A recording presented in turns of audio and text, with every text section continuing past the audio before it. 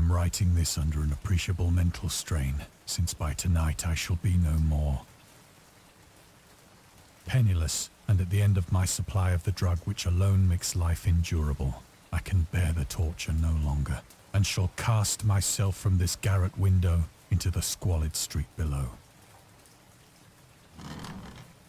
Do not think from my slavery to morphine that I am a weakling or a degenerate. When you have read these hastily scrawled pages, you may guess, though never fully realize, why it is that I must have forgetfulness or death. It was in one of the most open and least frequented parts of the broad Pacific that the packet of which I was supercargo fell a victim to the German sea raider.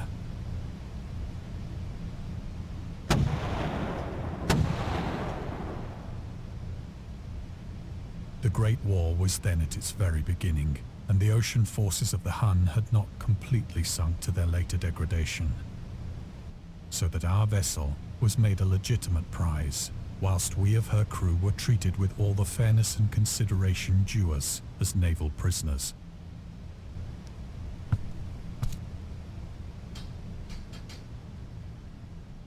So liberal, indeed, was the discipline of our captors, that 5 days after we were taken, I managed to escape alone in a small boat with water and provisions for a good length of time.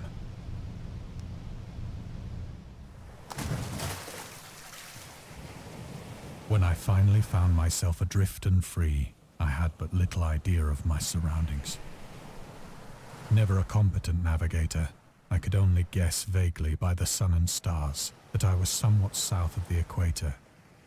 Of the longitude, I knew nothing, and no island or coastline was in sight.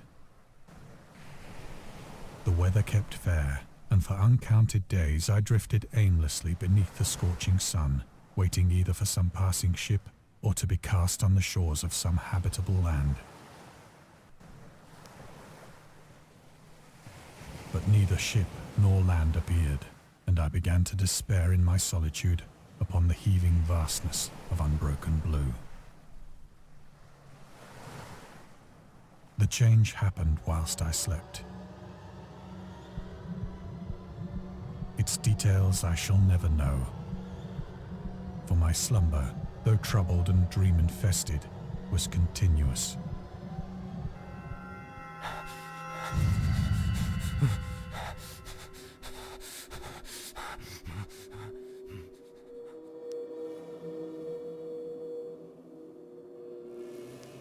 When at last I awoke, it was to discover myself half sucked into a slimy expanse of hellish black mire, which extended about me in monotonous undulations as far as I could see, and in which my boat lay grounded some distance away. Though one might well imagine that my first sensation would be of wonder at so prodigious and unexpected a transformation of scenery, I was in reality more horrified than astonished. For there was in the air and in the rotting soil a sinister quality which chilled me to the very core. The region was putrid with the carcasses of decaying fish and of other less describable things which I saw protruding from the nasty mud of the unending plain. Perhaps I should not hope to convey in mere words the unutterable hideousness that can dwell in absolute silence and barren immensity. There was nothing within hearing and nothing in sight save a vast reach of black slime, yet the very completeness of the stillness and the homogeneity of the landscape oppressed me with a nauseating fear. The sun was blazing down from a sky which seemed to me almost black in its cloudless cruelty, as though reflecting the inky marsh beneath my feet.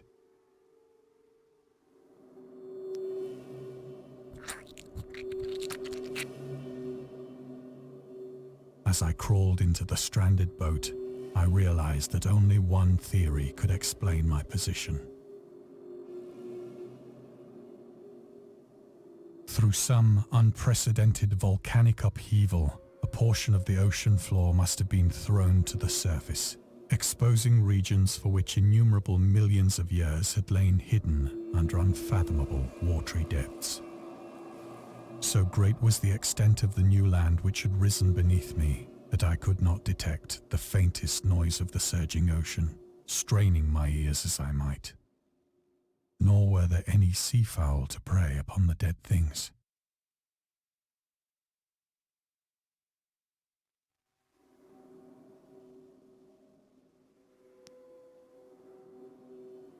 For several hours I sat thinking or brooding in the boat, which lay upon its side and afforded a slight shade as the sun moved across the heavens.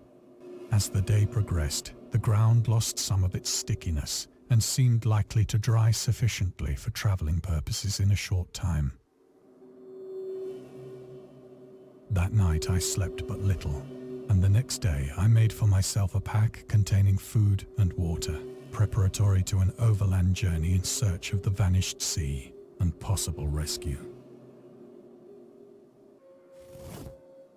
On the third morning, I found the soil dry enough to walk upon with ease. The odor of the fish was maddening, but I was too much concerned with graver things to mind so slight an evil, and set out boldly for an unknown goal.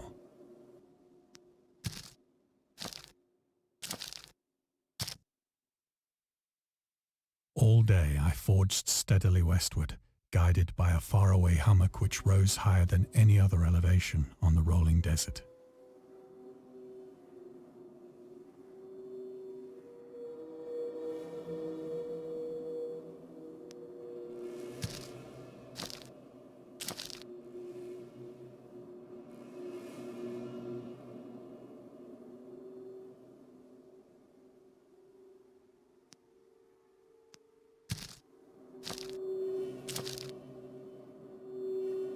That night I encamped, and on the following day still travelled toward the hummock, though that object seemed scarcely nearer than when I had first espied it.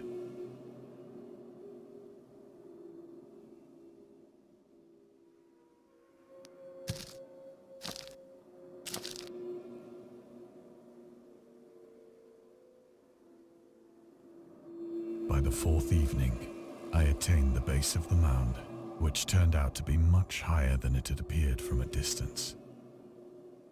An intervening valley setting it out in sharper relief from the general surface. Too weary to ascend, I slept in the shadow of the hill. I know not why my dreams were so wild that night, but ere the waning and fantastically gibbous moon had risen far above the eastern plain, I was awake in a cold perspiration, determined to sleep no more. Such visions as I had experienced were too much for me to endure again. And in the glow of the moon I saw how unwise I had been to travel by day. Without the glare of the parching sun, my journey would have cost me less energy. Indeed, I now felt quite able to perform the ascent which had deterred me at sunset. Picking up my pack, I started for the crest of the eminence. I have said that the unbroken monotony of the rolling plain was a source of vague horror to me. But I think my horror was greater when I gained the summit of the mound and looked down the other side into an immeasurable pit or canyon, whose black recesses the moon had not yet soared high enough to illumine. I felt myself on the edge of the world, peering over the rim into a fathomless chaos of eternal night. Through my terror ran curious reminiscences of Paradise Lost, and of Satan's hideous climb through the unfashioned realms of darkness. As the moon climbed higher in the sky, I began to see that the slopes of the valley were not quite so perpendicular as I had imagined. Ledges and outcroppings of rock afforded fairly easy footholds for a descent, whilst after a drop of only a few hundred feet, the declivity became very gradual.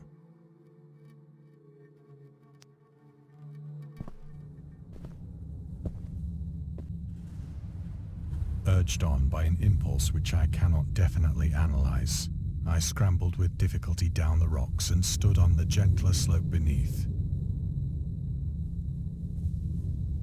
gazing into the Stygian deeps where no light had yet penetrated. All at once, my attention was captured by a vast and singular object on the opposite slope, which rose steeply about 100 yards ahead of me. An object that gleamed whitely in the newly bestowed rays of the ascending moon.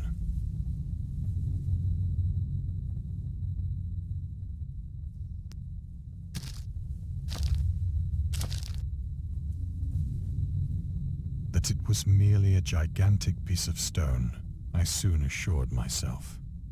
But I was conscious of a distinct impression that its contour and position were not altogether the work of nature. A closer scrutiny filled me with sensations I cannot express. For despite its enormous magnitude and its position in an abyss which had yawned at the bottom of the sea since the world was young, I perceived beyond a doubt that the strange object was a well-shaped monolith, whose massive bulk had known the workmanship and perhaps the worship of living and thinking creatures. Dazed and frightened, yet not without a certain thrill of the scientist's or archaeologist's delight, I examined my surroundings more closely.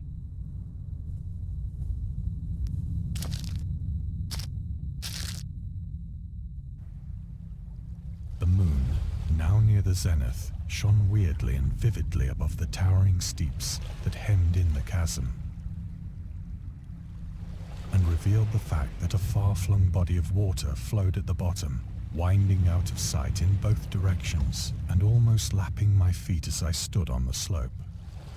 Across the chasm, the wavelets washed the base of the Cyclopean monolith, on whose surface I could now trace both inscriptions and crude sculptures.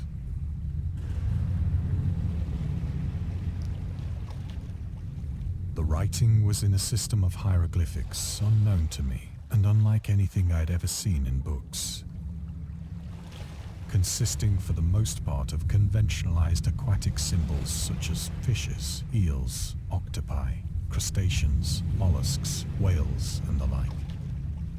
Several characters obviously represented marine things which are unknown to the modern world, but whose decomposing forms I had observed on the ocean-risen plain. It was the pictorial carving, however, that did most to hold me spellbound. Plainly visible across the intervening water, on account of their enormous size, were an array of bas-reliefs whose subjects would have excited the envy of a Doré. I think that these things were supposed to depict men, at least a certain sort of men, though the creatures were shown disporting like fishes in the waters of some marine grotto, or paying homage at some monolithic shrine which appeared to be under the waves as well. Of their faces and forms I dare not speak in detail, for the mere remembrance makes me grow faint. Grotesque beyond the imagination of a Poe or a Bulwer. They were damnably human in general outline, despite webbed hands and feet, shockingly wide and flabby lips, glassy, bulging eyes, and other features less pleasant to recall. Curiously enough, they seemed to have been chiseled badly out of proportion with their scenic background. For one of the creatures was shown in the act of killing a whale, represented as but little larger than himself.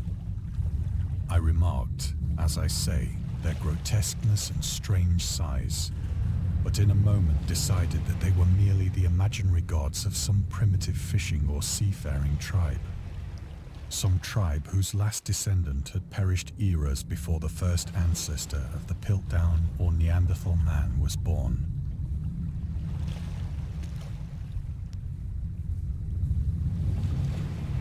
Awestruck at this unexpected glimpse into a past beyond the conception of the most daring anthropologist,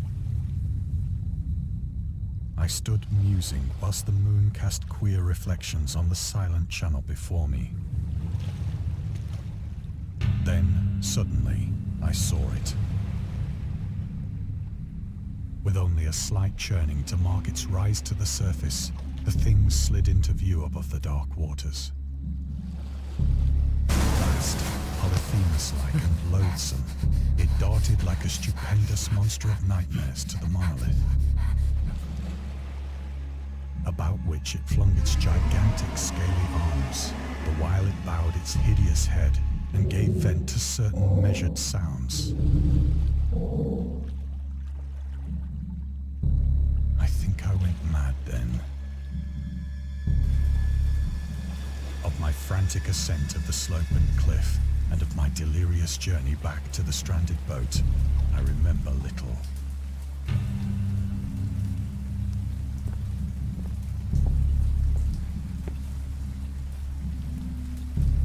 I believe I sang a great deal and laughed oddly when I was unable to sing.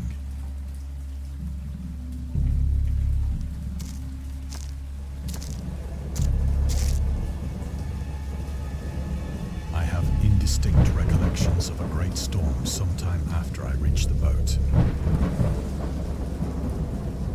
At any rate, I know that I heard pearls of thunder and other tones which nature utters only in her wildest moods.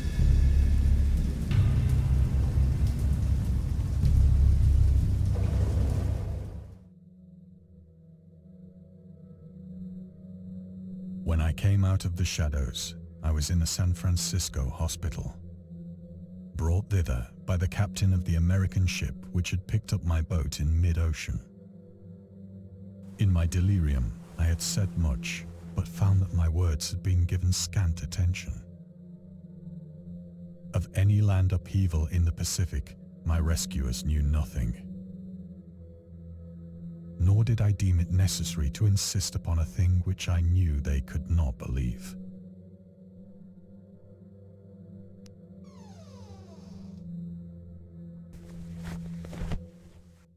Once I sought out a celebrated ethnologist and amused him with peculiar questions regarding the ancient Philistine legend of Dagon, the fish god.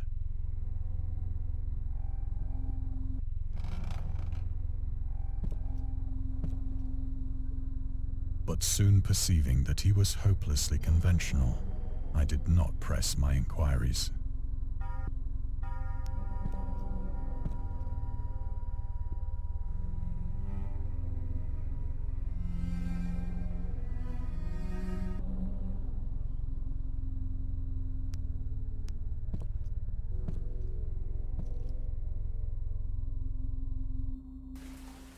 It is at night, especially when the moon is gibbous and waning, that I see the thing.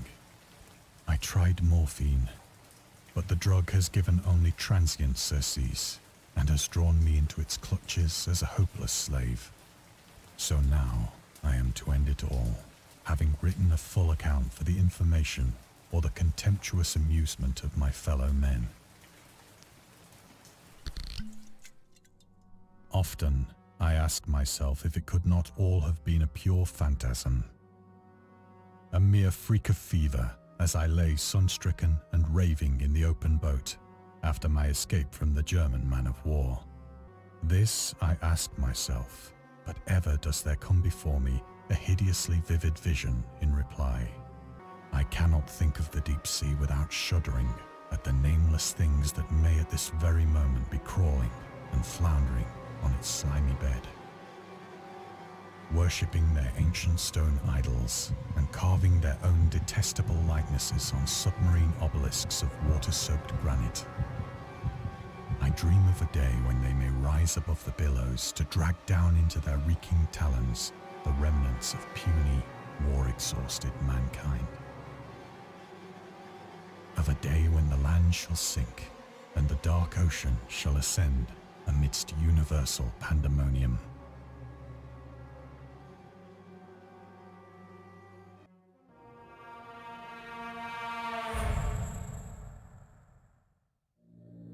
The end. I hear a noise at the door, as of some immense slippery body lumbering against it.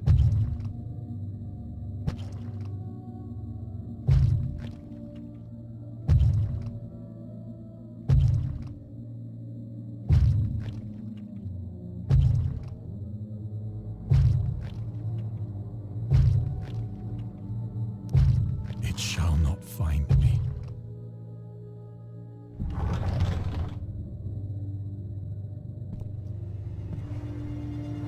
God, that hand!